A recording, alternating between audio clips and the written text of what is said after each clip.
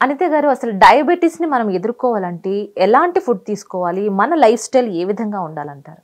అంటే ఫస్ట్ నేనేమంటానంటే డయాబెటిస్ అనేది టైప్ 2 డయాబెటిస్ అనేది ఇది డిసీజ్ కాదు. హ్మ్. డిసీజ్ కానప్పుడు దాన్ని మెయింటైన్ చేయడం ఈజీ.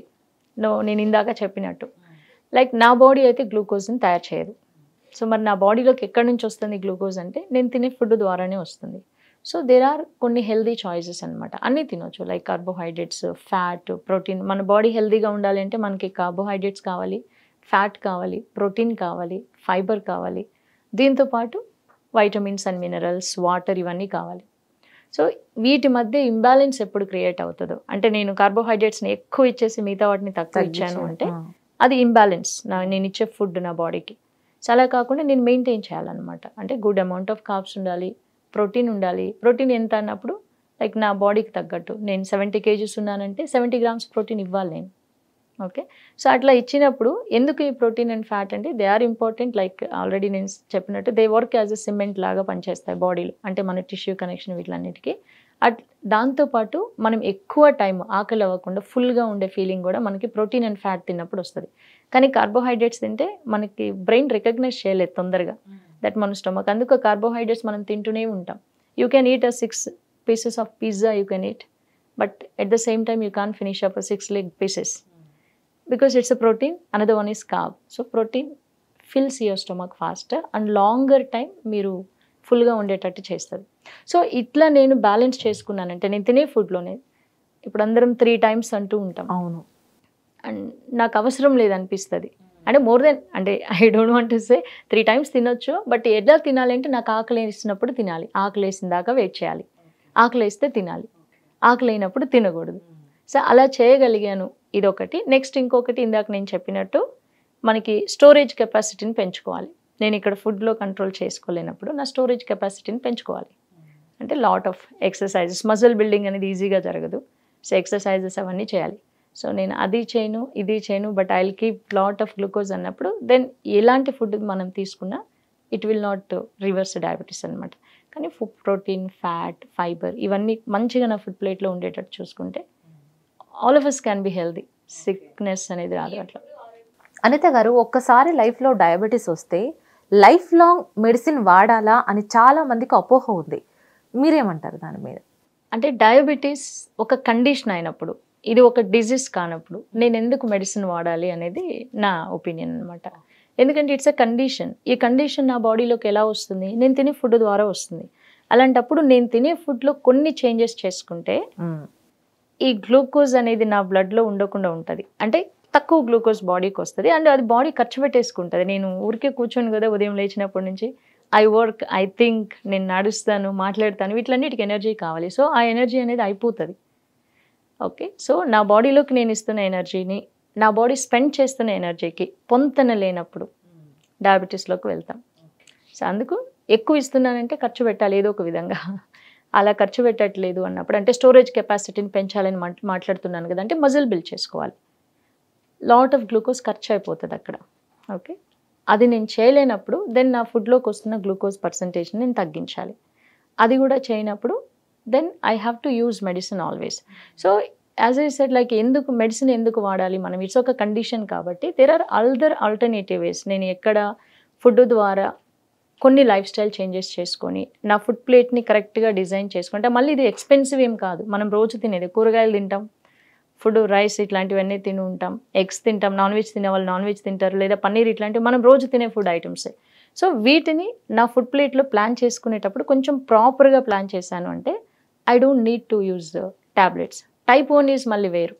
టైప్ 1కి వాడాలి. బట్ టైప్ 2 డయాబెటీస్కి మెడిసిన్ అవసరం లేకుండా వీ కెన్ యూజ్ అనమాట. అంటే ఒక 4-5 మంత్స్లో క్లియర్ చేసేయచ్చు. Okay. And N number of clients ఉన్నారు మాకు. ఈవెన్ వాళ్ళు ట్యాబ్లెట్స్ వాడుతున్నా we make them to stop on the day 1 of diet. ఎందుకంటే అవసరం లేదు. నీ బాడీలో ప్యాన్క్రియాస్ ఉంది. బ్లడ్లో గ్లూకోజ్ లేకుండా దాన్ని క్లియర్ చేసి దాన్ని ఎలా రెగ్యులేట్ చేయాలి అని ఆ పని చేసి పెట్టడానికి నీకు ప్యాన్క్రియాస్ ఉంది. So you don't need tablet. And ఇక్కడ ఇంకోటి మనం అర్థం చేసుకోవాల్సింది ఏంటి అంటే ట్యాబ్లెట్స్ అనేవి బ్లడ్లోకి గ్లూకోజ్ వస్తుందంటే ఏంటి? నా ఇంట్లో ఒక ట్యాంక్ ఉంది. ట్యాంక్ నిండితేనే కదా వాటర్ ఓవర్ఫ్లో అయ్యేది. ఆ ట్యాంక్ నిండలేదు అంటే నో ఓవర్ఫ్లో. సో ఇక్కడ ట్యాంక్ ఏంటి అంటే మనకి గ్లూకోజ్ అనమాట. సో ఎప్పుడు ఎక్కువ గ్లూకోజ్ అయితే ఇస్తుంటానో అప్పుడు ఎక్కువ గ్లూకోజ్ అనేది ట్యాంక్ నిండిపోతుంది. సో ఓవర్ఫ్లో అవుతుంటుంది అంటే బ్లడ్లో ఉంటుంటుంది, బాడీ ఖర్చు పెట్టుకోలేదు. అలాంటప్పుడు ఐదర్ నేను మోటార్ అని ఆపేసేయాలి సో దట్ ఎక్కువ నీళ్ళు రావు, లేదా వస్తున్న నీళ్ళని నేను ఎన్ని బకెట్లు పెట్టి అవి ఎంత ఎక్స్పెన్సివ్ అయినా ఓకే ఇత్తడి బకెట్లు కానీ బంగారు బకెట్లు కానీ ఏమన్నా తెచ్చుకోండి. అంటే ఇక్కడ ఏంటి అంటే టాబ్లెట్స్ గురించి నేను మాట్లాడుతున్నాను. కొంతమంది మెట్ఫోర్మిన్ అనేది వాడతారు. ఈ మెట్ఫోర్మిన్ ఏం చేస్తుంది, ఎక్కువ ఇన్సులిన్ తయారయ్యేటట్టు చేస్తుంది బాడీలో. అంటే ప్యాన్క్రియాస్ని ఒత్తిడి పెట్టి నువ్వు తయారు చేసే ఇన్సులిన్ సరిపోవట్లేదు, ఇంకొంచెం ఎక్కువ తయారు చేసేసాయి. సో ఇక్కడ నుంచి అంటే కానీ ప్రాబ్లం అది కాదు కదా, ప్రాబ్లం ఎక్కడుంది, బాడీలోకి వస్తున్న glucose is the problem. Pancreas కరెక్ట్గానే పనిచేస్తుంది. సో అలాంటప్పుడు ప్యాన్క్రియాస్ మీద ఒత్తిడి పెట్టి ఇంకొంచెం ఎక్కువ అంటే ఇన్సులిన్ని తయారు చేయించుకునే కాడికి నేను బాడీలోకి పంపిస్తున్న గ్లూకోజ్ స్థాయిని తగ్గిస్తే సరిపోతుంది.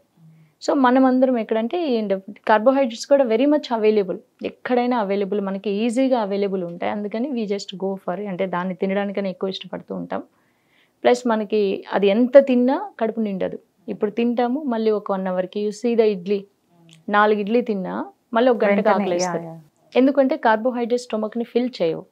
అలాగని మంచిది కాదని కాదు, దే ఆల్సో నీడెడ్, మనకు కావాలి, అవి కూడా కావాలి. కానీ ఎలా ప్లాన్ చేసుకోవాలి అని చెప్పనమాట. సో టాబ్లెట్స్ వాడడం అనేది నేను అంతా ఎంకరేజ్ చేయను. ఇట్స్ నా personal opinion again, because there are other ways ఈ డయాబెటీస్ని కంట్రోల్ చేసుకోవడానికి వేరే మార్గాలు ఉన్నాయి.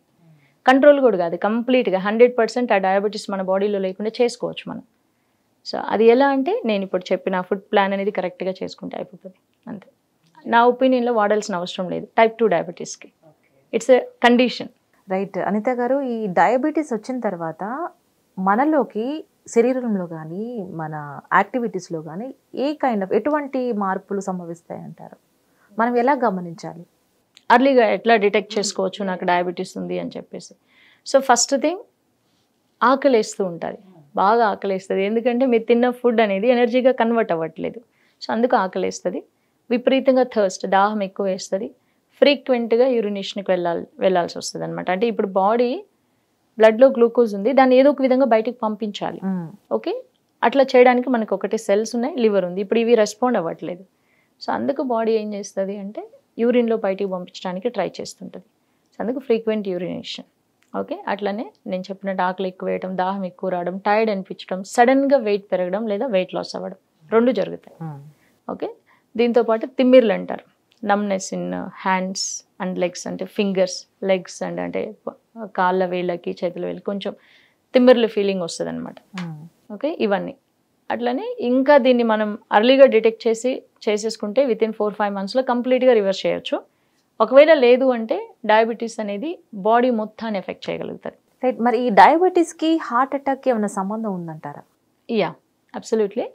ఎందుకు అంటే మనకి బ్లడ్లో అంటే డయాబెటీస్ అనేది బ్లడ్కి వచ్చే ఒక చిన్న కండిషన్ అనవచ్చు. అంటే బ్లడ్లో ఉండే ఒక కండిషన్. అండ్ ఈ బ్లడ్ ఎక్కడెక్కడ ట్రావెల్ అవుతుంది బాడీలో, everywhere. So it can affect అంటే చిన్న నరాలని, రక్తనాళాలని, బ్లడ్ వెజల్స్ని ఎఫెక్ట్ చేయొచ్చు. అట్లనే పెద్ద రక్తనాళాలని అంటే మనకి హార్ట్కి, లెగ్స్కి, ఇట్లాంటి వాటికి బ్లడ్ని సప్లై చేసినప్పుడు మనకి పెద్ద నరాలు. ఓకే, కంటికి, కిడ్నీస్కి చిన్న బ్లడ్ వెజల్స్, సో నెఫ్రాన్స్ అంటాం.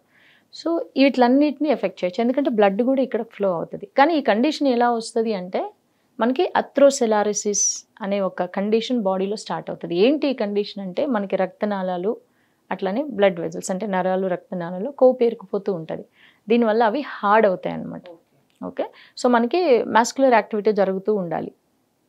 లోపల మనకేం మోటార్ లేదు కదా, మోటార్ వేస్తే హార్ట్ నుంచి బ్లడ్ పంప్ అవుతుంది, కానీ కింద నుంచి మళ్ళీ పైకి రావాలి కదా ప్యూరిఫికేషన్ కోసం.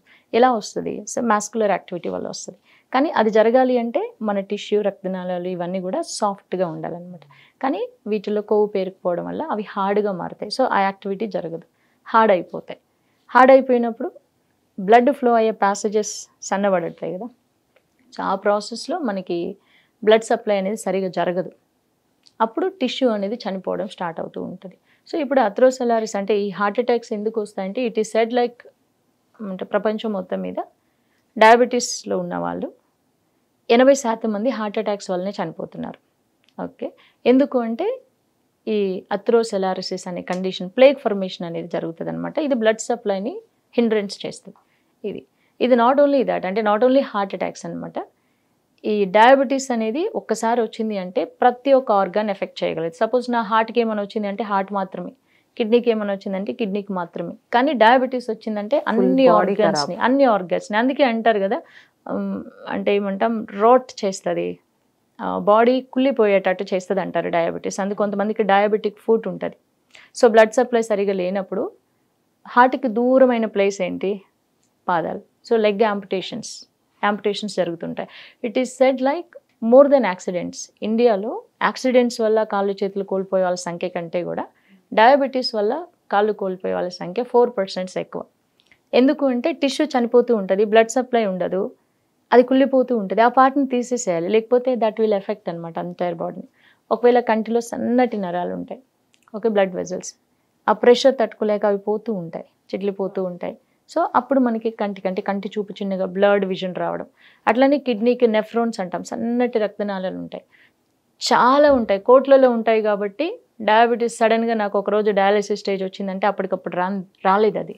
సో ఎప్పటి నుంచో కొన్ని వందలు చనిపోతూ ఉంటాయి, కోట్లలో ఉంటాయి కాబట్టి నాకు తెలియదు. సో అట్లా. సో అందుకు డయాబెటీస్ వచ్చింది అంటే ఫస్ట్ నేను లైఫ్ స్టైల్ చేంజెస్ అనేది తీసుకురావాలి. అది రాకపోతే బీ షూర్ లైక్ బాడీ ఒక ఆర్గన్ తర్వాత ఒకటి మొత్తాన్ని డ్యామేజ్ చేస్తుంది అనమాట. త్వరగానే ముందుగానే మనం పసిగట్టి దాన్ని క్యూర్ చేసుకోవటం బెటర్. ఒకవేళ మనకు తెలియలేదు ముందుగా, ఓకే, సడన్ గా మీరు ఒక రోజు వెళ్ళారు హాస్పిటల్కి and you are diagnosed with diabetes, HbA1c levels 10 అట్లా ఉన్నాయంటే యూజువల్లీ 5-6 దాటకూడదు, కానీ ఎక్కువ ఉన్నాయి అన్నప్పుడు కూడా నో వర్రీస్. ఎందుకంటే ఇట్స్ అ కండిషన్, సిక్నెస్ కాదు. ఎమ్మటి ఏం చేయాలి? నా బాడీలోకి వస్తున్న గ్లూకోజ్ని స్టాప్ చేయాలంటే మోటార్ బంద్ చేయాలి, లేదా ఓవర్ఫ్లో అవుతున్న వాటర్ని యూస్ చేయడం స్టార్ట్ చేయాలి. ఈ 2 చేసేసుకుంటే అయిపోతుంది, భయపడాల్సిన అవసరం లేదు.